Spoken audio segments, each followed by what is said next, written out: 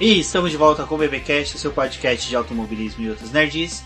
No episódio de hoje vamos falar sobre o review do GP do México. E aqui comigo está a Débora Santos Almeida. Olá amigos, sejam bem-vindos a mais este podcast.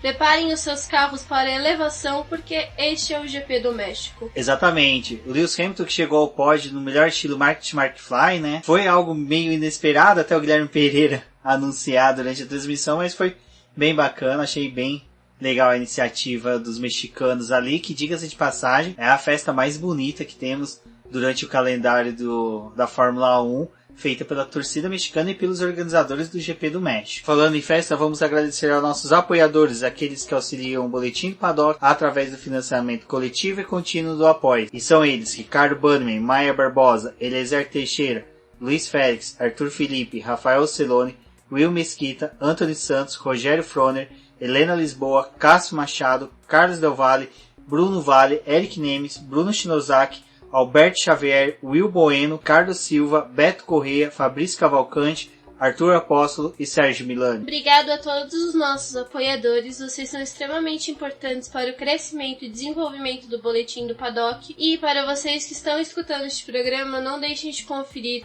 a nossa campanha de financiamento contínuo e coletivo na plataforma Apoies. E outra forma de nos apoiar é compartilhando esse podcast nas suas redes sociais, para que mais pessoas possam conhecer o nosso trabalho. Exatamente, Débora. Semana passada tivemos inúmeros ouvintes aí que compartilharam nas redes sociais o BBcast, ouvindo, tanto no Instagram como no Twitter. Peça aí o pessoal que faça isso para que a gente possa, né, Débora, saber quem são vocês, interagir bastante aí com vocês, para que a gente possa melhorar cada vez mais tanto o BBcast como o próprio Boletim do Paddock. E para você que estava ouvindo agora há pouco o Autorade Podcast, para quem ainda não conhece, o Autorade Podcast é o podcast do Ricardo Bannerman, nosso apoiador e colunista do Boletim do Paddock. É um podcast em que ele mistura tanto música como automobilismo, então é bem interessante. O nosso outro colunista aqui, Carlos Eduardo Valese, também já está por lá, trabalhando com o Bannerman, então é bem bacana. O Cássio Machado também, que é apoiador, também reside lá no Autorade Podcast, e lá o Ricardo Bannerman faz um trabalho bem legal, que é pedir para os ouvintes mandarem áudio para ele, para que ele possa juntar tudo e compilar fazendo um podcast bem bacana. Nós participamos, tem o link do Autoradio aqui no episódio do BBcast, recomendo que ouçam. E para quem estava ouvindo lá, viu que o Ricardo Bannerman me deu a palhinha do início da mensagem enviada pelo piloto e colega nosso, Alan Jones. Fiquem agora com o restante da mensagem deles, e para vocês que não ouviram por lá, fiquem com a mensagem enviada pelo Alan Jones. Boa noite a todos, é com muita satisfação a primeira vez aí que eu participo do boletim aí, com muita honra aí. Sempre acompanho desde que eu faço parte dos carteiros, sempre acompanho quando posso, escuto os áudios, os comentários sobre a corrida, sempre com muito humor e sempre coerente. Hoje a gente teve o GP do México, uma corrida onde poderia acabar o campeonato lá. Lewis Hamilton precisando de 78 pontos, ele chegou pertinho, 74 pontos, mas o Bottas também fez uma boa corrida. O GP do México é sempre uma corrida típica, não é aquela corrida linear lá que a gente está acostumado, muito previsível e tal, por conta da altitude, do desgaste dos pneus, a estratégia pesa muito. A gente teve uma corrida onde Hamilton até era para largar um pouco atrás, largar em quarto, herdou a terceira posição, largou super bem, porém foi fechado lá já logo no início, lá na reta de largada pelo Vettel, fechado de maneira brusca e acabou caindo para quinto. Ainda assim fez uma corrida coerente, de recuperação, muito braço, muita cabeça no lugar. Enquanto isso, já no início, Hamilton e Verstappen, que era nítido, se encontraram lá, chegaram a trocar tinta. Um fechou o outro, Hamilton devolveu com a mesma moeda fechada do Verstappen. Verstappen acabou errando algumas vezes aí por ansiedade, falta cabeça. Lembra um pouco o Hamilton de alguns anos atrás, o Verstappen lembra o Hamilton de alguns anos atrás. Então, muitos erros do Verstappen, que poderia ser o cara da corrida, acabou que não foi. Estratégia muito boa da Mercedes, é mais fácil falar agora, que eles optaram por duas paradas, por uma parada, mesmo sabendo do desgaste dos pneus, que é muito alto lá no México, mas a escolha foi certa. Hamilton tirou leite de pedra, equilíbrio muito bom da Mercedes. Mesmo assim tinha um desgaste considerável e o Hamilton andando no limite, conseguiu segurar lá. A Ferrari errou na estratégia, errou no pit com Charles Leclerc, que provavelmente, se não houvesse, o se não adianta, mas aconteceu, se não houvesse esse erro, provavelmente o Leclerc brigaria na pista com o Hamilton pela ponta, acabou que chegou ainda em quarto. Um pódio interessante, Hamilton, Vettel, Bottas. A decisão, teoricamente, vai para os Estados Unidos. A corrida de hoje foi uma corrida com poucas emoções. A galera na parte de trás ainda teve algumas ultrapassagens. O que aconteceu mesmo foi no paddock. Estratégia de equipe que definiu lá as posições da corrida. E vamos aguardar aí. Vou torcer como bom brasileiro e apaixonado pelo automobilismo, assim como a maioria aí, se não todos. Eu vou torcer para o Bottas estar muito inspirado nos Estados Unidos, mesmo que eu sou um torcedor fervoroso do Hamilton. Vou torcer para o Bottas fazer uma excelente corrida e para a decisão vir para Interlagos. Vamos ver. Mas foi uma corrida interessante, valeu. Foi mais legal do que assistir futebol à tarde, foi bem interessante, de verdade mesmo. Vamos aguardar a próxima etapa e, como eu disse, torcer para a decisão ficar para Interlagos. Seja como for, uma satisfação, hein? Dividir com vocês, mandar meu primeiro áudio aí para, de alguma maneira, participar aí, dar um pitaco aí no boletim no paddock aí, com muita honra. E tá com vocês aí. Bora! Tamo junto! Como nós chegamos a citar, até mesmo no próprio BBcast de preview da etapa mexicana, nós falamos que existia a possibilidade de chuva, né, Débora? Já pro TL1, ela já marcou a sua presença. A madrugada lá desses 2 dias, principalmente da sexta e do sábado, foram marcadas pela chuva. Então, quando os carros entravam lá no autódromo para poder começar a primeira sessão, eles se deparavam com a pista úmida, né? E ali no TL1, principalmente, apareceu essa umidade no asfalto e as primeiras voltas foram dadas com pneus intermediários por aqueles pilotos que estavam sendo mais conservadores. Ainda assim, alguns arriscaram a utilização dos pneus de pista seca, mas como era apenas para poder fazer uma verificação ali no carro, que aquela volta de instalação, eles acabavam não se expondo tanto ao risco e retornavam rápido para a garagem deles. Logo depois, quando os carros começaram a sair para poder realizar suas verificações, foi interessante ver que algumas equipes estavam testando peças novas, apesar da gente já estar indo ali para o final da reta do campeonato, ainda alguns estavam tentando fazer alguma coisinha diferente nos seus carros. E principalmente a Renault, que foi desclassificada do GP do Japão, como a gente discutiu lá no preview a respeito do que aconteceu com a equipe, o Nico Hülkenberg estava testando a asa lá no carro dele. Outras equipes, como a Red Bull, optaram pela utilização da grade de aferição aerodinâmica em partes diferentes do carro, ou na parte frontal ou na parte traseira.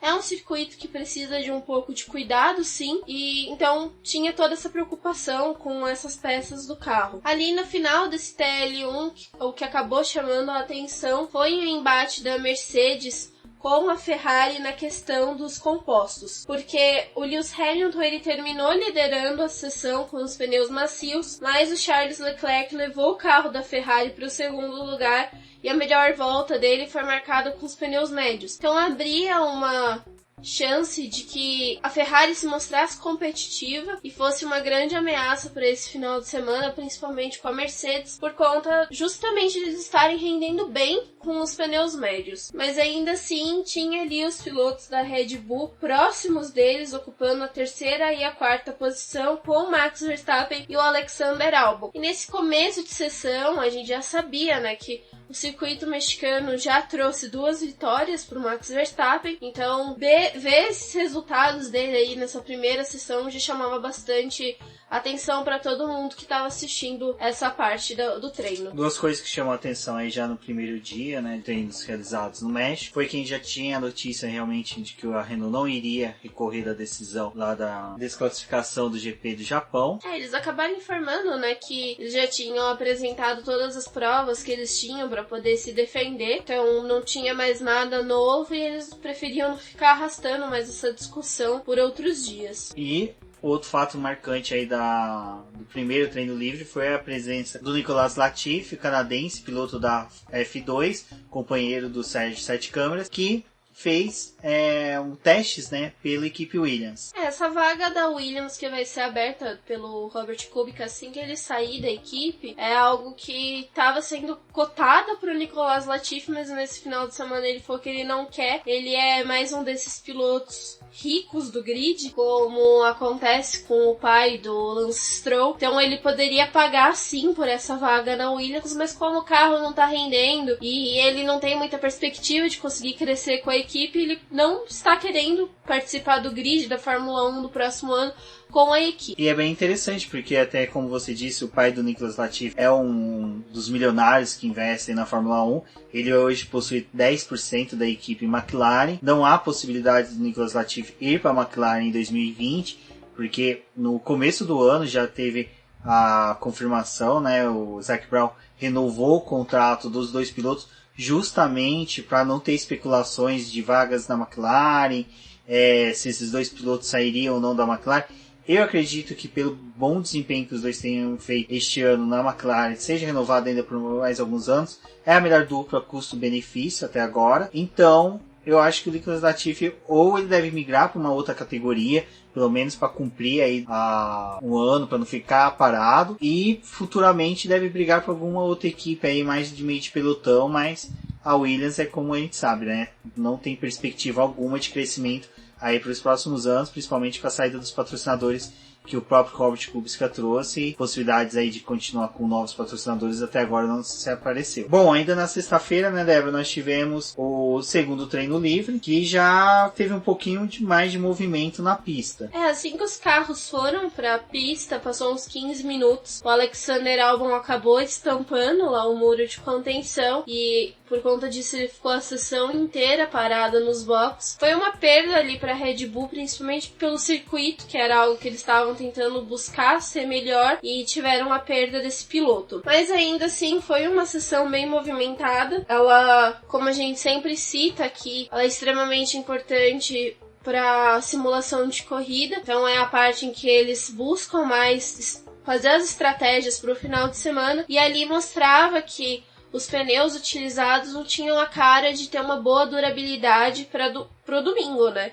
Principalmente o macio, ele passou a ser um composto meio que descartado pelas equipes para a utilização. Eles focaram muito nos médios, principalmente algumas equipes ainda usaram composto duro para poder ter uma ideia, principalmente que ele requer um pouco mais de aquecimento, apesar de durar um pouco mais, ele também tem esse fator do aquecimento. E independente dos compostos que eles utilizavam, mas principalmente o médio e o macio, ele acabava formando muito daqueles grunings, né, que é aquele macarrãozinho que fica do pneu, que vai se soltando aquela borracha, e aquilo ia sendo espalhado pela pista. Também contribuiu para que os pilotos acabassem rodando, extravasando os limites de pista, que aquilo fica causando muita sujeira no circuito. Fora o fato da chuva ter lavado o autódromo ali na madrugada, também tornava ele mais escorregadio. Então foi a preocupação principal ali da sexta-feira. E essa sessão ela foi liderada pelo Sebastian Vettel, com o Max Verstappen em segundo e o Charles Leclerc em terceiro. Um desempenho interessante que estava sendo nesse final de semana era realmente dos motores Hondas, né? Porque aqui nesse caso nós tivemos o Pierre Gasly e o Daniel Kvyat bem próximos da equipe Mercedes, e que durante todo o final de semana teve um bom desempenho os dois carros da Toro Rosso.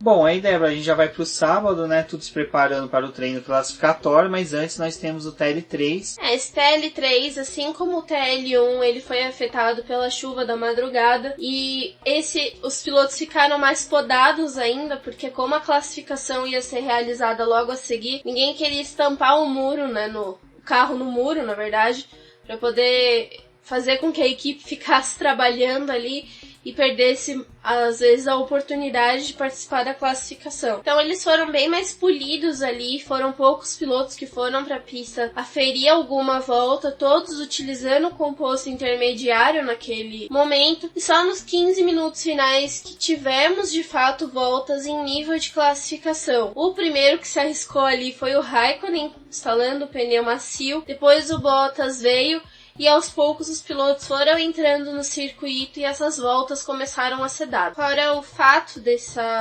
FP3 também, que chamou a atenção foi os 2 carros da Renault em cima do cavalete. Eles estavam fazendo uma limpeza porque os dutos de refrigeração estavam sujos, eles falaram com poluição, então eles fizeram uma limpeza ali nos carros. E o carro do Vettel também ficou ali, a equipe ficou em cima fazendo algumas verificações, mas nesses 15 minutos pelo menos o Vettel conseguiu ir para a pista e fazer as voltas dele, enquanto os 2 carros da Renault não participaram da sessão. Charles Leclerc terminou liderando, com o Sebastian Vettel em segundo e o Valtteri Bottas em terceiro. Ali já veio o outro carro, né, o do Lewis Hamilton em quarto. A McLaren superou os carros da Red Bull com o Carlos Sainz. O Max Verstappen veio na 6ª posição. Novamente o motor Honda chamava bastante atenção por causa do Pierre Gasly em 7º e o Alexander Albon em 8º. E depois vinha mais o outro carro da McLaren com o Lando Norris. Bom, as expectativas já para o terceiro treino livres eram grandes. Como vocês viram, a alternância de liderança dos treinos livres foram entre os pilotos da Ferrari e da Mercedes, com o Lewis Hamilton. E o que chamava atenção também foi o fato dos carros da Haas terem ficado apagados durante todos os treinos livres, e isso acabou se repetindo, né, na classificação. Exato, eu acho que além da Haas, os carros da Alfa Romeo também não tiveram bons desempenhos nos treinos, e isso já criava uma péssima perspectiva aí já para o próprio treino classificatório. Todas as atenções esse ano se voltaram para a Red Bull, né? Uma vez que, como a Débora disse, o Max Verstappen possuía já 2 vitórias. Ano passado, a pole foi do Daniel Ricciardo, que pilotava na época para a Red Bull, e a vitória foi do Max Verstappen. Então, tudo, né, demonstrava aí que haveria um grande desempenho dos carros da equipe. Mas, já no começo ali do Q1, a gente já começou a ver que, assim, não conseguiríamos, né, ter como poderia dizer, uma perspectiva de realização disso, porque os carros não estavam buscando tanto, né, Débora, a velocidade máxima no Q1. As grandes equipes, Ferrari, Red Bull e Mercedes, elas estavam muito bem conservadoras, principalmente na questão do desgaste do pneu, e como a Débora disse, né, tem uma questão dos muros que são bem próximos do autódromo, em alguns trechos parece até trecho de rua. Bom, como o Rumens disse, a Red Bull foi tentando mostrar serviço ali logo no começo, no Q1, e o Max Verstappen ficou com a primeira posição e o Alexander Albon em segundo. E o pessoal que estava ali disputando para poder sair da zona de eliminação foi o Lance Stroll, o Kevin Magnussen, o Romain Grosjean, o George Russell e o Robert Kubica. E o que ficou chamando bastante atenção ali foi o fato de que mesmo eles instalando novos pneus macios e saindo mais uma vez para poder tentar dar uma volta melhor, a configuração da zona de eliminação permaneceu a mesma. Ninguém saiu da posição que já estava. Então esses foram os pilotos eliminados do Q1. Já pro Q2, né, Débora, a gente teve ali a sequência com os pilotos já, e assim que abriu os boxes, já saindo, né, ninguém queria perder tempo, principalmente por causa da pista, que tem um aquecimento bem rápido, mudança de clima dela, também nuvem passando, dá uma mudança de temperatura, então tudo isso mudava constantemente a configuração da pista, então o tempo de espera entre o Q1 e o Q2 poderia trazer surpresa para os pilotos. E não só isso, como eles não queriam ter que lidar com muitas estratégias para a corrida, a maioria das equipes estava apostando na utilização dos pneus médios, então para poder obter uma volta melhor com ele, pensando que algum dos pilotos que ainda assim estariam disputando os 10 melhores lugares estariam utilizando os pneus macios, era bem arriscado perder a volta. Então quem estava ali pensando em utilizar os compostos médios foi logo para a pista para poder buscar essa volta rápida. Lembrando que o pneu utilizado nessa segunda parte da sessão, ela vale para o composto que eles vão largar no domingo. Bem lembrado sobre isso, que já levantaram essa questão, né, de discussão, de que a partir do ano que vem não teríamos mais essa regra dos pneus compostos que são utilizados no Q2, são os que os 10 primeiros largam. Então isso faria com que todos os pilotos teriam as mesmas chances, os mesmos compostos, possivelmente as mesmas configurações durante o final de semana. E retornando aqui ao Q2, como foi dito, as Alfa Romeos não estavam tão bem tão bem no final de semana. A gente teve o Kimi Raikkonen e o Antônio Giovinazzi ali no 14ª e 15ª posição. E nos eliminados a gente ainda teve Sérgio Pérez em 11º, conseguindo ali uma honrosa posição para a Racing Point. Nico Hülkenberg em 12º e o Daniel Ricciardo em 13º com as Renault. Para isso foi o fato da dupla da Mercedes ter saído mais uma vez com os pneus médios, enquanto as outras já estavam instalando os compostos macios para poder regular o carro para a última parte da sessão, e eles conseguiram melhorar o tempo deles com essa nova goma de pneus médios. E assim eles largaram com esse pneu que foi utilizado na última parte, nessa volta mais rápida. Bom, como sempre, o Q3 são os 10 melhores, buscando aí a melhor volta para a pole. Nós tínhamos o Hamilton, o Albon, o Bottas, o Sainz, o Kvyat, o Gasly e o Norris, né, partindo ali já para poder buscar as melhores voltas.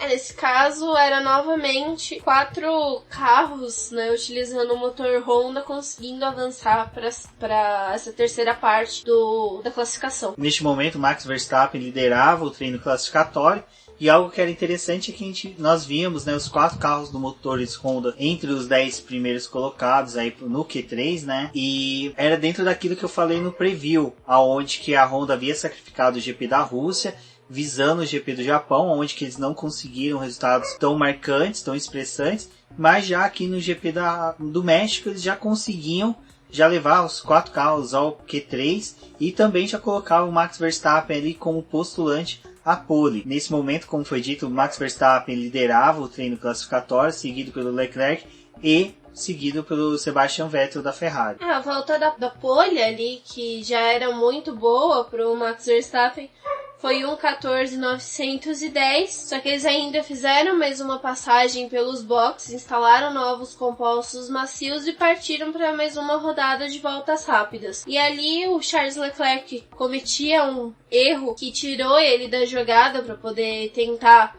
melhorar a volta e ainda bater o tempo feito tinha o fato de que eles saíram faltando 3 minutos pro encerramento da sessão, então tinha a volta de aquecimento dos pneus e a tentativa de volta rápida, e com isso eles já iam passar pelo cronômetro com ele zerado. Como eles já estavam passando ali depois que esse cronômetro ia zerar, Bottas bateu na curva 17, provocou uma bandeira amarela pelo setor dele, e quem estava vindo atrás teria que começar a desacelerar, porque senão, por conta da batida forte do Bottas, podia acarretar outro piloto escorregando, batendo no carro do Bottas, ia virar uma bola de neve. E todo mundo foi desacelerando gradualmente, mas o Max Verstappen ele continuou acelerando, e foi o que gerou todo o burburinho do final de semana, que foi a atitude do Max Verstappen. E quando acabou a classificação, todo mundo ficou se perguntando se ele tinha de fato visto a bandeira amarela ou se ele simplesmente só ignorou ela. E teve a coletiva de imprensa onde ele acabou falando com o deboche que ele viu sim a bandeira amarela, mas ele continuou acelerando. E aí perguntaram, mas você não fez nada? Você não parou? Ele, não, eu continuei acelerando, vocês viram, por isso que eu melhorei a minha volta. E talvez ali fosse um pouco mais bonito ele ter dado uma mentira e fingido que não viu para poder tentar se safar ou pelo menos melhorar um pouco a culpa que ele tinha,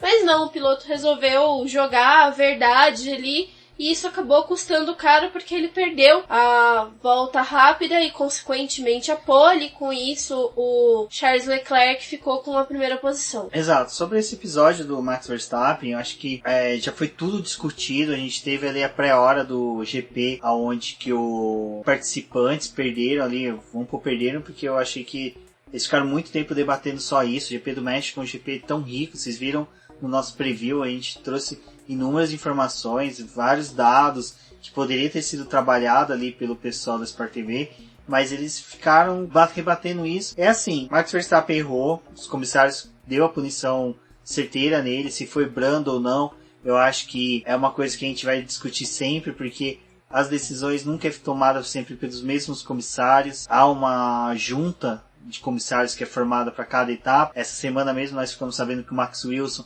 vai ser o representante brasileiro nos comissários do GP do Brasil. Então vocês veem que tem sempre uma influência territorial ali, regional do comissário do país, que pode sim influenciar nessas decisões. Então é por isso que eu acho que não temos que discutir agora se foi brando ou não. E da punição do Max Verstappen foi certeira. O fato dele confirmar que ignorou a bandeira amarela, que ele viu, que ele sabia que estava sob regime de bandeira amarela, ele não abrandou, né, a aceleração dele, demonstrou sim que ele desrespeitou uma regra que ela é grave, a sua aplicação, porque é um momento de acidente, você pode agravar a situação ali, aumentando ainda mais com uma possível colisão sua. Então no frigir dos ovos, a decisão dos comissários foi certeira. Max Verstappen perdia a pole para o Charles Leclerc, que, como a Débora disse, acabou errando ali na sua segunda tentativa de volta rápida, não foi suficiente para conseguir a pole, então ele ficou no colo dele, né? Depois de tudo que aconteceu, ele acabou ficando com essa... ele deu sorte também porque o Vettel vinha num tempo bom, que possivelmente bateria o dele, e o Vettel até mesmo tira o pé na hora que veio a bandeira amarela, estava à frente do Max Verstappen, ele até após passar a linha de chegada, ele tira a mão dos volantes fazendo um sinal universal de puta merda, perdi a chance. E, enfim, pra corrida do domingo a gente já tinha toda essa discussão correndo. Como eu falei em alguns locais, o que o Max Verstappen fez é tipo o bilhete dourado do William Wonka, que gera toda aquela motivação, movimentação dos fãs. Tá todo mundo querendo discutir, ler sobre, falar sobre. Então, pra quem é produtor de conteúdo é bem interessante, gostamos quando isso acontece, mas só que infelizmente há pessoas que exageram, há pessoas que fogem, saem um pouquinho da linha, que infelizmente a gente não gostaria que ocorresse com tanta frequência. Eu acho que o que aconteceu ali do fato do Verstappen ter perdido a chance de largar na pole era o embate que poderia ser interessante dele com o Leclerc, principalmente logo depois da reta e a primeira curva do México, se os dois tivessem largado próximos, porque tinha todo o fato de, ali no GP do Japão, eles terem se estranhado. Teve lá no começo da temporada que foi um crescimento para que o próprio Leclerc não deixasse a porta tão aberta para que os outros pilotos passassem. Então seria mais um episódio dessa disputa deles. Infelizmente não foi dessa forma que aconteceu. O que é bacana do GP do México é todo o preparativo para a etapa. Antes mesmo hoje do início da corrida, nós tivemos a pré-hora, né, como foi dito. Teve ali aquele momentinho que eles ficaram discutindo ali do Verstappen, mas de qualquer forma foi bacana. Eles levaram algumas entrevistas de alguns pilotos.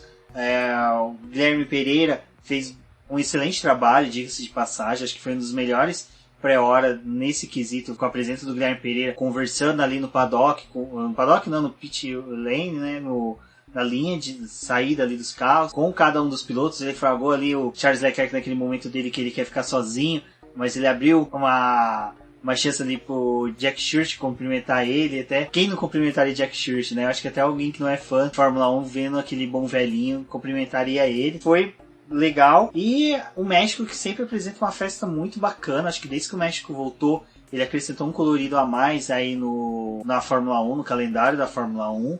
E já foi criando várias perspectivas para a corrida. Bom, a largada se deu com aquela expectativa, como a Débora disse, né, de vamos ver o que acontece, principalmente com o Max Verstappen e Charles Leclerc largando próximo. O Bottas não perdeu a posição dele de largada, apesar da batida ali no muro. A Mercedes conseguiu restaurar o carro dele sem a necessidade dele ser punido, então ele permaneceu com a sexta posição. Atrás saíam as duas McLarens e na largada mesmo, né, Débora, a gente já teve ali o começo dos embates entre Mercedes e Red Bull do Max Verstappen. O Leclerc ele conseguiu assumir a primeira posição e se manter com ela. O Vettel veio logo atrás, eles ainda tiveram um pequeno toque ali, mas nada que prejudicasse nenhum dos dois carros. Então eles seguiram ali na frente. E atrás, Verstappen estava largando do lado do Lewis Hamilton, tentou ganhar uma vantagem ali. Não foi bem sucedido. Os dois acabaram se tocando e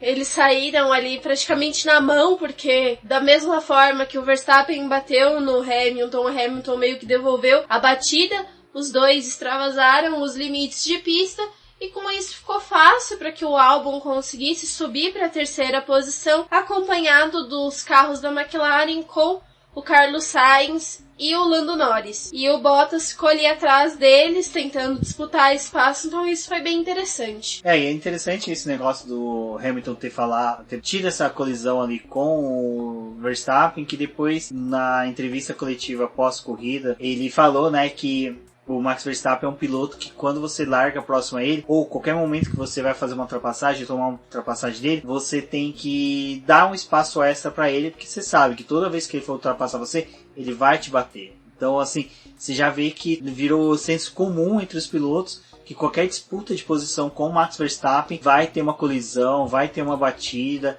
independente de se você for agressivo ou não. Até na hora do exemplo da explicação que o Lewis Hamilton deu, ele cita, né, que existem pilotos agressivos, pilotos rápidos, pilotos inteligentes. Existe o Max Verstappen que você tem que dar um espaço extra porque ele vai bater em você. Até o próprio Vettel acabou reclamando, falando disso, que ele também já teve embates com o Verstappen, então eles sabem como que é a disputa deles ali na pista. E antes do término dessa primeira volta também tinha o fato do Kimi Raikkonen virar um sanduíche, está se tornando comum ali na Alfa Romeo, porque ela acaba sobrando e vira um sanduíche no meio de quem tá ali. Dessa vez foi ele com o Kevin Magnussen e com o George Russell, que ele conseguiu se livrar ali, ainda ficou na corrida, e teve a entrada do Virtual Safety Car, que permaneceu até a terceira volta para a limpeza de pista. E foi bem legal que durante esse momento do Virtual Safety Car, a transmissão fez um trabalho muito bom, onde que eles colocaram, né, os momentos da largada, várias posições, vários pilotos que tiveram disputa, então foi bem interessante. Aí, como a Débora disse, na terceira volta, já retomando a corrida, os pilotos já começaram a ficar um pouco próximos, criarem os pelotões que nós veríamos que criariam as disputas durante a corrida.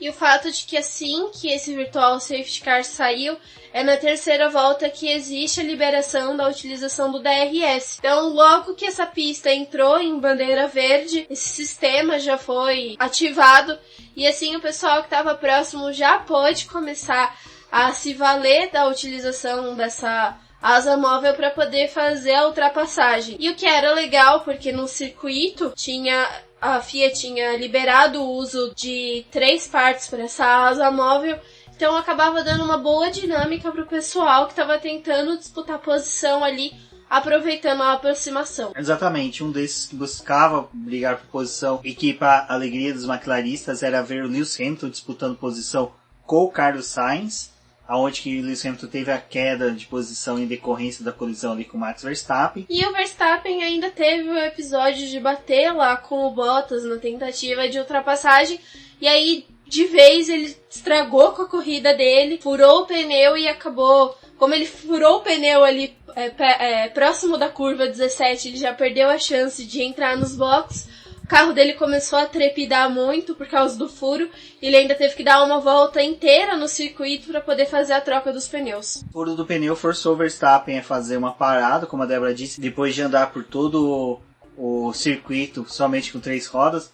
Uma coisa que eu achei interessante é que numa das tomadas de vídeo, aonde que mostrou o carro da Red Bull por trás, foi que o carro conseguia ficar alinhado, ou seja, ele não ficava pendendo pro pneu faltante. Então acho que isso ajudou bastante aí o carro ser bem construído para o Max Verstappen não ter maiores prejuízos, mas ele acabou caindo para o último lugar e nesse momento ele colocava o pneu duro. E vejam vocês, nós estamos falando disso da 5ª volta. Então o Max Verstappen da 5ª volta já começou a correr com pneu duro e seguia assim quase toda a corrida. Então lá na volta 8 já o Leclerc estava abrindo uma distância para o Vettel, 1,6, eles continuaram dessa forma e a corrida foi perseguindo, né, dessa maneira, com o Leclerc na primeira posição, até que lá na 11ª volta já começou a abertura dos boxes, onde os pilotos começaram a realizar as suas paradas. E o fato de que esse pessoal que estava indo logo no começo podia influenciar no fato de ter 2 paradas já planejadas para o restante da corrida, levando em consideração tudo que a gente tinha visto lá no segundo treino livre, onde a goma do pneu não parecia resistir tanto e que provavelmente eles teriam que realizar uma prova igual no ano anterior, utilizando a estratégia de 2 paradas. Exato, e um desses que paravam já nessa rodada era o Lando Norris, foi uma parada até rápida da McLaren. E o Alexander Albon também. Exato, mas a diferença é que o Albon correu muito bem, foi uma das melhores paradas de box tape. A do Lando Norris já foi uma infelicidade pro coitado, uma vez que o pneu esquerdo dianteiro dele não foi apertado, né, a porca de forma correta. Ele foi liberado com o pneu solto. E aí os mecânicos tiveram que sair correndo, buscar ele lá na saída dos boxes, voltar empurrando o carro dele, para que, como a regra de que não pode se dar ré dentro dos boxes, fez com que o Lando Norris, né, perdesse aí muito tempo e acabou voltando não só em último lugar, como a mais de 30 segundos do Max Verstappen, que era o último colocado, que também já tinha uma diferença muito grande aí para os carros da Williams, que são as residentes habituais das últimas colocações do GP. Então logo depois o Albon fez a parada dele, assim como o Leclerc, que veio logo em seguida, e os dois atestavam a parada, né, a segunda parada, porque eles instalaram novamente os compostos médios, e como regra que tem na Fórmula 1 que é necessário você utilizar mais de um composto durante a prova, então ali eles já sentenciavam que eles teriam que recorrer a 2 paradas. Nesse momento a torcida mexicana ia delírio, porque eles observavam Sérgio Pérez, né, segurando os pilotos da Renault. Ricardo e Hülkenberg traçavam uma disputa ferrenha contra eles. Leclerc marcava a melhor volta, mas nesse momento Hülkenberg também partia para sua parada, com Giovinazzi e Kubica também logo após foram aos boxes. A parada do italiano foi também um desastre novamente. Acho que aquela questão dos piriris foi algum taco mal feito que foi para os boxes da McLaren e da Alfa Romeo, onde que os mecânicos não estavam bem e acabaram ali, cada um teve uma proporção ali também de, como poderia dizer, de péssimo serviço executado nos boxes. O do Lando Norris ele foi liberado com o pneu solto, o do Giovinazzi liberaram ele, mas na hora que ele saiu, como era no eixo motriz dele, né, do lado direito, o pneu acabou saindo, o carro caiu no chão, foi direto ao chão, então eles tiveram que levantar o carro ali na frente dos boxes, colocar o pneu novamente, liberar o italiano, e isso prejudicou total a corrida dele. Ele não vinha, é lógico, as Alfa Romeos não vinham desempenhando um bom papel na corrida, mas isso acabou agravando muito mais a corrida do italiano. Bom, e ainda falando do Max Verstappen, lá na volta 23 ele encontrou com o Magnussen, teve mais um embate ali dos dois se tocando, porque ele tava tentando fazer a ultrapassagem. E já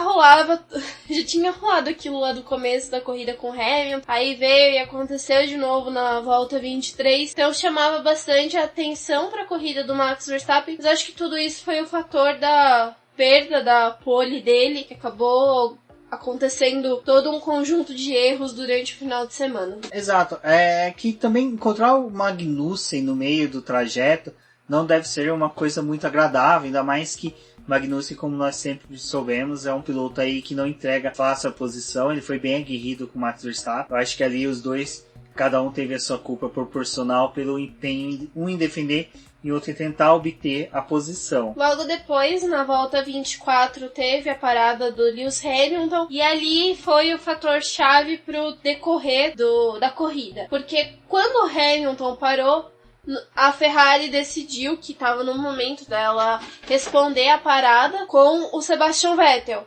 E aí eles começaram a chamar o Vettel para poder vir para os boxes, e o Vettel falou: não, eu não vou parar. Eu tô com o pneu bom, eu vou continuar aqui na pista. E eles tentando pedir pro Vettel vir, e ele cagou ali pro que tava acontecendo e permaneceu na pista. Com isso, a Mercedes começou a prestar um pouco mais de atenção no carro do Vettel, porque já que ele tava conseguindo ficar na pista, por que não manter o Bottas também? Afinal, o Bottas era o piloto que justamente estava respondendo direto à parada do Vettel. E eles foram permanecendo ali na pista, sem nenhum problema, com os compostos médios. E o Hamilton começou a perceber que talvez ali o que a Mercedes fez no carro dele tinha sido errado, porque eles pararam ele muito antes, e isso colocava ele na posição de precisar de mais uma parada, enquanto os dois que estavam ali liderando a prova provavelmente partiriam apenas para uma parada. Eu acho que dessa situação, acho que não teve nem errados e culpados, nem acertos feitos por ninguém. Eu acho que em decorrência das chuvas que nós tivemos no GP do México,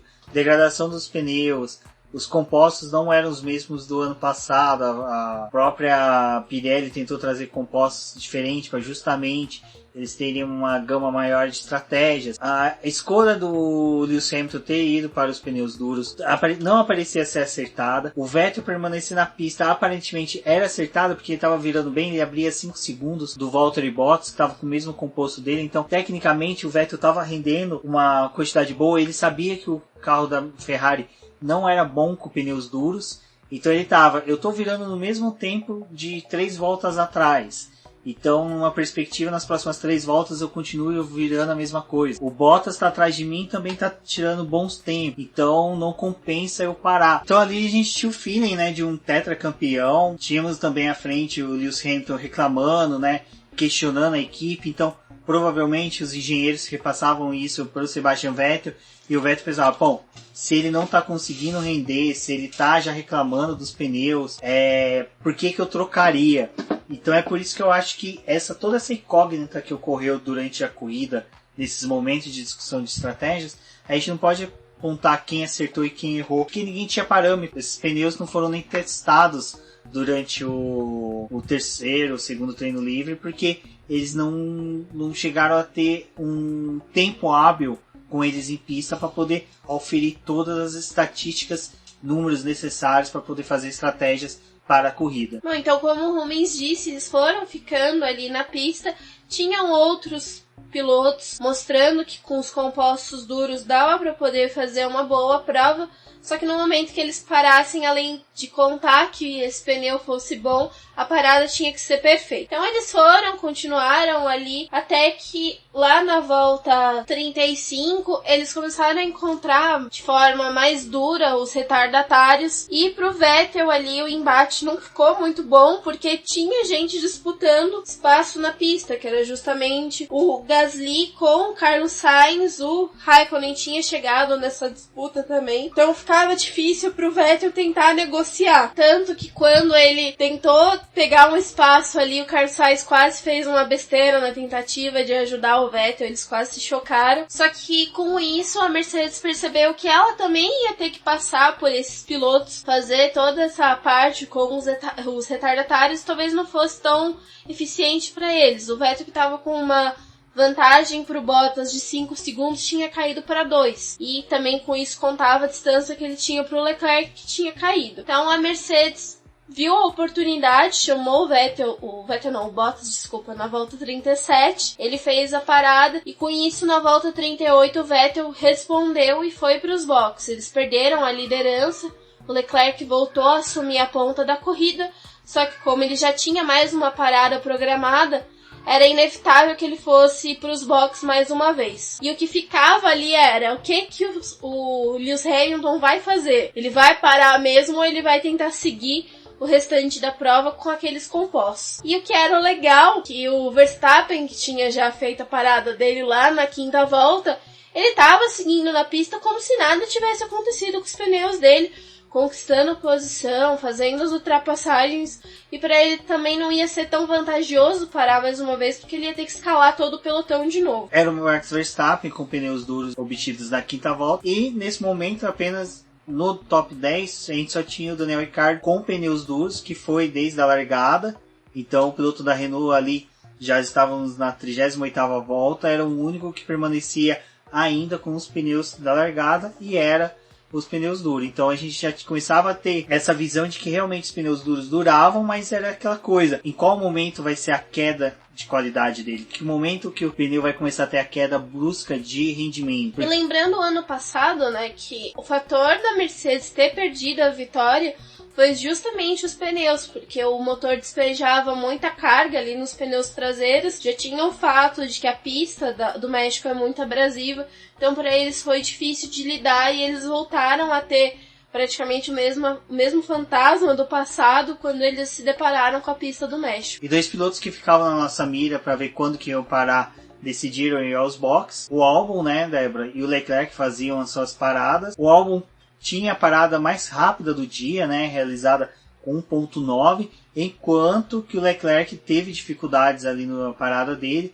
aonde que a pistola do pneu direito e traseiro direito, né, não apertou totalmente, então o carro ia ser liberado, então eles, por segurança, seguraram mais um pouco ali e fizeram uma parada de quase 6 segundos. Então acabou prejudicando bastante ali o Monegasco na disputa que viria a ter no final da corrida. E na volta 51 foi quando o Daniel Ricciardo finalmente foi para os boxes, fez a troca de pneus dele e voltou para os compostos médios. Então ali dava para poder mostrar para o Lewis Hamilton que, olha, se você quer vencer essa corrida, dá para você permanecer na pista porque eu fiz muita volta com esse pneu. Exato, e nesse mesmo momento a gente via, né, o Daniel Ricciardo na hora que ele foi entrando nos boxes, o Lando Norris abandonando, o Lando Norris que não estava tendo um bom desempenho, os carros da McLaren não estavam tendo um bom desempenho na corrida. Os carros acabaram se tornando 2 chinquenes ambulantes no traçado. A todo momento a gente via um piloto ultrapassando eles. Então isso não refletia muito os planos da equipe, tudo que foi dito antes, de que eles tinham uma boa perspectiva a partir do momento que eles conseguiram sair da 7ª e da 8ª posição. O Carlos Sainz foi um do destaque do treino classificatório, até mesmo na hora da batida do Valtteri Bottas, ele era um dos que cogitava ter até uma melhor posição de largada, mas infelizmente ali o Lando Norris vinha abandonar. Kimi Raikkonen também foi mais um dos pilotos a abandonar, preferindo poupar o equipamento dele, já que o carro da Alfa Romeo não estava rendendo nada. Então eles levaram o finlandês para os boxes. E como foi dito, a gente via muitas disputas em decorrência até mesmo dos pilotos que retornavam com pneus compostos mais novos. Um deles foi o Daniel Ricciardo, que em disputa com o Sérgio Pérez, que veio quase que todo traçado, mas só que culminou ali no final do retão principal. O Ricardo chegou a evitar uma colisão, né? Evitar a colisão e abusar bastante dos freios. E ele soube ali, até na hora o Burt falou, será que deixa pôr o pneu? Aí na hora que voltou na tela on-board você percebe que ele soube trabalhar essa questão da frenagem, onde não houve a deixapação dos freios, passou pela grama, deu uma saída ali meio de lado, mas conseguiu segurar o carro para não bater no muro. Essa disputa dele com o Pérez foi bem legal, porque ele praticamente fez um drift para poder se livrar da batida ali no muro, porque teria provocado uma bandeira amarela, certeza, principalmente a entrada de um safety car, mas ele ainda conseguiu salvar o carro e continuou tentando perseguir o Pérez, então foi algo bem interessante ali para aquele final de prova. E nesse final de prova o Sebastian Vettel ficava numa disputa de reduzir ou não a distância para o Lewis Hamilton.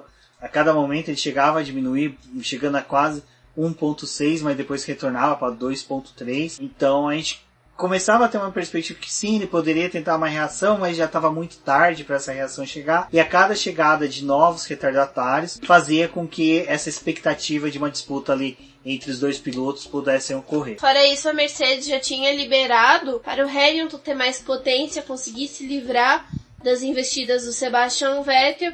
E o Vettel, além disso, ele tinha que tomar conta do Bottas que estava vindo atrás dele e estava tentando fazer o mesmo, reduzir a distância entre eles. É legal que a disputa ali entre os 4 pilotos foi bacana, porque tinha essa perspectiva mesmo de declínio da qualidade dos pneus, a aproximação entre eles, a questão do Sebastian Vettel conseguir ter um rendimento que a Ferrari realmente tem em retas, e como é um traçado de alta, a Ferrari conseguia render nas partes de baixo, onde que eram os pontos de aferição da asa de DRS, do uso do DRS, o Valtteri Bottas conseguia a margem, né, que era necessária para utilizar, mas quando usava na reta era a mesma coisa de não ter nada, porque simplesmente a Ferrari disparava e não dava chance ao finlandês de um ataque.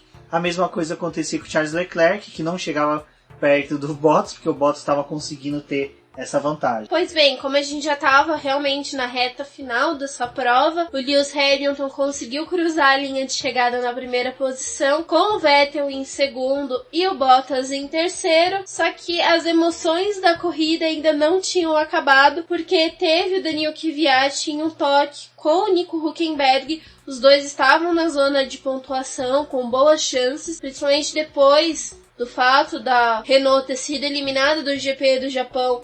A disputa dela passou a ser direta com a Toro Rosso e com a Racing Point.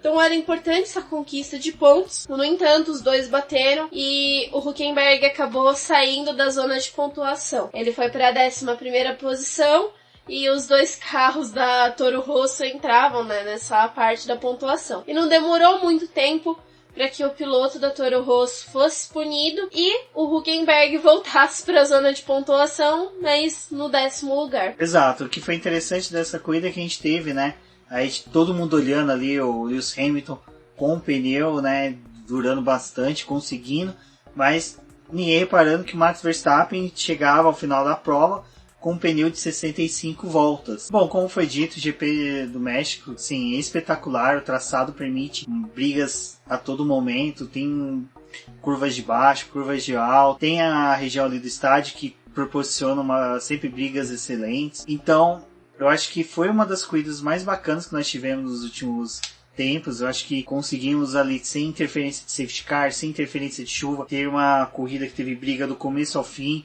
disputa entre Williams. Eu acho que chegou um momento ali que o Russell e o Kubica estavam sem muita perspectiva de muitas brigas durante o ano, decidiram ali entre eles disputar posições entre os dois companheiros e acabaram até mesmo atrapalhando um pouco ali. Até o Lewis Hamilton chegou a disputar com eles, o Kimi Raikkonen disputou posição com o Robert Kubica. Então eu acho que o legal do GP do México é que ele traz toda essa diversificação aí no grid, que possibilita da gente assistir todas essas disputas do começo ao fim da corrida. Bom, Lewis Hamilton não saiu campeão. Essa era uma perspectiva que nós tínhamos. Ele precisava apenas ter 78 pontos de diferença para o Valtteri Bottas, mas Valtteri Bottas conseguiu fazer a tarefa muito bem ali, conseguiu chegar em terceiro lugar, então adiou para Austin, aonde que o Lewis Hamilton só precisa fazer 4 pontos a mais do que o Valtteri Bottas. Bom, e nesse momento, né, Débora, vamos falar como é que ficou o campeonato de construtores e de pilotos. Lembrando aqui um abraço aí aos nossos amigos do Café com Velocidade, que lá eles não gostam de falar do Mundial de Construtores e de Pilotos, mas aqui nós falamos porque nós gostamos de levar essa informação aos nossos ouvintes. Bom, vou começar então com o Mundial de Construtores. A Mercedes já se consagrou a dona desse campeonato de 2019. Ela tem 652 pontos, seguida pela Ferrari com 466, Red Bull com 341, McLaren com 111, Renault com 73, Toro Rosso com 64, Racing Point com 64, Alfa Romeo com 35, Haas com 28 e a Williams com 1 ponto. Exato, e no Mundial de Pilotos o top 10 fica com Lewis Hamilton na liderança com 363 pontos, praticamente 1 ponto por dia do ano. Valtteri Bottas com 289 pontos. Charles Leclerc com 236 pontos vem na terceira posição. Sebastian Vettel vem logo atrás com 230 pontos, aí que foi bacana porque o Sebastian Vettel conseguiu uma reação nas últimas corridas e ultrapassou o Max Verstappen, que havia, né, conseguido aí durante um bom tempo aí, com as vitórias dele, oferir a terceira posição do campeonato, caindo agora para a quinta posição com 220 pontos. Aí bem distante nós já temos o Pierre Gasly com 77 pontos pela Toro Rosso. Aqui ele ainda conta com os pontos da época da Red Bull, então esse é o destaque que se dá a pontuação dele. Logo atrás nós temos o Carlos Sainz com 76 pontos. Hoje ele poderia ter conseguido aí a pontuação necessária para ultrapassar o Pierre Gasly. O Alex Albon está em 8ª posição com 74 pontos. A gente vê uma grande reação aí do tailandês, né, desde que assumiu o posto da Red Bull. Ele fez até mesmo mais pontos do que o próprio Max Verstappen nesse segundo semestre. E um dado interessante é que desde o momento que ele assumiu a vaga dele na Red Bull, ele não termina abaixo da 6ª posição. Então, a gente vê que realmente o Helmut Marko lá, ele pode ser xingado à vontade pelos fãs que não gostam das decisões dele, mas as decisões do cara é certeira, né? A gente não pode negar isso. E nós temos ainda o Sérgio Pérez com 43 pontos na 9ª posição. Na 10ª posição nós temos o Daniel Ricciardo com 38 pontos. Aqui eu só vou me estender um pouquinho mais até a 13ª posição, porque eu acho que vai ficar uma disputa bem bacana com o Nico Hülkenberg, que tem 35 pontos, empatado com o Lando Norris, também com 35 pontos. Hoje, se o Nico Hülkenberg não tivesse a punição ao Daniel Kvyat, o Lando Norris possivelmente estaria à frente dele. Então a gente vê que essas decisões tomadas aí pelos comissários refletem também no Mundial de Construtores. E o Daniel Kvyat tem 34 pontos. Então acho que a disputa entre esses 4 pilotos aqui, vamos colocar o Daniel Kvyat, Lando Norris, Nico Hülkenberg e Daniel Ricciardo, vai ser interessante para as próximas 3 etapas. E falando em 3 etapas, a próxima é em Austin. Para a alegria dos americanos, a disputa do título foi para os Estados Unidos. Então, possivelmente, se tudo der certo, e é possível que aconteça, Lewis Hamilton sairá campeão do Autódromo de Cota. Então agora é só aguardar aí o GP dos Estados Unidos. Nessa semana já teremos o preview da etapa, será uma semana curta, aquelas semanas bem corridas, onde a gente tem 2 etapas próximas, onde que o Boletim do Paddock consegue espremer durante a semana e para vocês todos os posts, análises, tudo que vocês precisam saber sobre a etapa. O GP de Austin, como vocês sabem, é no horário bem parecido aí com o do GP do México, então acredito aí que o pessoal já vai poder se programar. Lembrando que a Rede Globo possivelmente não vai fazer a transmissão da corrida. Então fiquem ligados que teremos aí, vão passando para vocês os horários, os links da Sport TV, da Globo.com, que eles disponibilizam para você poder assistir. Eu sou o Rubens GP Neto, o host de vocês. Vocês podem me encontrar no Twitter, no Rubens GP Neto, nas demais redes sociais pelo mesmo link. Lembrando a todos aí que o Boletim do Paddock está nas redes sociais, sempre como Boletim do Paddock. No Twitter, como diz o Boletim Q. Recordando a todos da nossa campanha de financiamento coletivo e contínuo do Apoia-se. No post tem o link para você poder acessar a plataforma e ver a melhor forma de patrocínio aí, de auxílio ao Boletim do Paddock. Lembrando também que nós temos links para comprar, né? Tá chegando aí o Natal. O pessoal quer comprar os presentes na Amazon.com, pode comprar pelo link do Boletim do Paddock, onde você consegue fazer com que a sua compra, parte do dinheiro que iria para a Amazon, é destinado a nós por meio de uma parceria, não é acrescentado nenhum valor sobre o preço do produto, é somente uma comissão pelo auxílio nas vendas. Então tem o link no post, e todo momento nós estamos disponibilizando também nas redes sociais. Como a Débora pediu no começo, ouviu a gente, selecionou o BBcast para ser ouvido, tira o screenshot da tela, disponibiliza nas redes sociais, marquem a gente, eu, a Débora, os demais membros do Boletim do Paddock são sempre muito bem-vindos aí para conversar com vocês. Como dito, um forte abraço a todos e até a próxima. Eu sou a Débora Almeida, no Twitter como The Flowers. Acompanhem as nossas postagens a respeito do GP do México, que ainda vai ter crônica e uma análise do final de semana. E assim também como o preview e todas as coisas relacionadas ao GP dos Estados Unidos. Até a próxima!